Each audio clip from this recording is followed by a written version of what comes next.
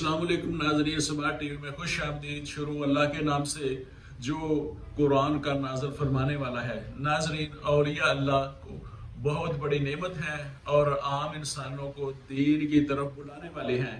ولیوں کے ولی غوث الاعظم شیخ عبد القادر جیلانی رحمۃ اللہ علیہ فرماتے ہیں کہ اپنے دین کے مرض کی دوا مجھ سے لو اور اسے استعمال کرو، صحت اور تندرستی ہو جائے گی۔ پہلے لوگ اولیاء اللہ اور صالحین کی تلاش میں مشرق تا مغرب سفر کیا کرتے تھے۔ اولیاء اللہ دلوں اور دین کے قریب ہیں۔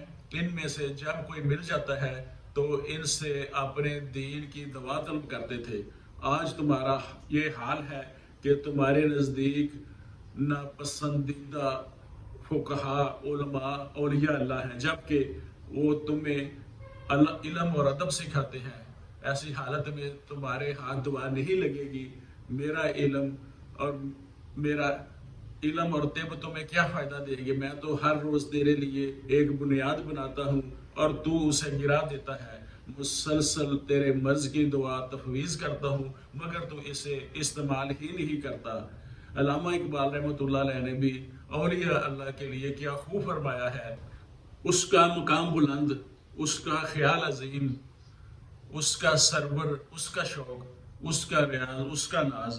ہاتھ ہے اللہ کا، بندہ مومن کا ہاتھ، غالب و کار آفری، غالب و آفری، کار کشا کار ساز۔ خود اللہ نے قرآن مجید میں اولیاء اللہ کا ذکر فرماتے ہوئے ان کا مقام کچھ یوں بیان فرمایا ہے۔ سورہ توبہ کی آیت نمبر 122 میں اللہ تعالیٰ فرماتے ہیں: سن لو، بے شک اللہ کے ولیوں پر نہ کچھ خوف ہے نہ کچھ غم۔ وہ جو ایمان لائے اور پرہیزگاری کرتے ہیں انہیں خوشخبری ہے، دنیا کی زندگی میں اور آخرت میں اللہ کی باتیں بدل نہیں سکتی۔ یہی بڑی کامیابی ہے۔ خاتم الانبیاء حضرت محمد صلی اللہ علیہ وسلم نے باب نبوت کا ہمیشہ کے لیے جب ان پہ بند ہوا تو انسانیت کی فلاح و اصلاح کا بیڑا اولیاء اللہ کو سونپا گیا۔ اولیاء اللہ نے محبوب سبحانی شہباز لامکانی سیدنا شیخ عبد القادر جیلانی رحمۃ اللہ علیہ سر فہرست ہیں۔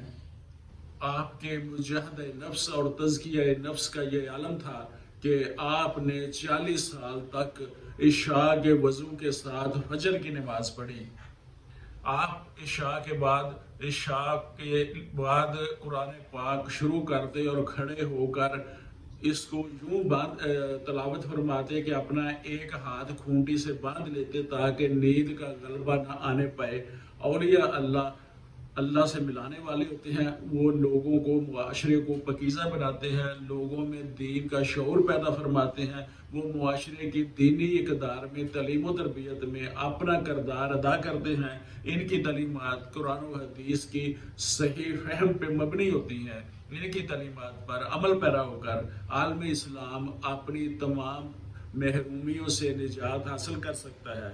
عصر حاضر میں ضرورت اس امر کی ہے کہ اولیاء اللہ کی تعلیمات پر عمل پیرا ہو کر اسلام کی تعلیمات پر عمل پیرا ہوا جائے۔ ضرورت اس امر کی ہے کہ سرکاری سطح پر سکولز میں، کالجز میں، یونیورسٹیز کے نصاب میں اولیاء اللہ کی دینی خدمات، ان کے لافانی کردار اور ان کے اعمال کو شامل کیا جائے، کیونکہ روحانی تعلیمات ہی موجودہ دور میں انسانیت کی سماجی، سیاسی، علمی اور اخلاقی بقا کی ضامن ہیں۔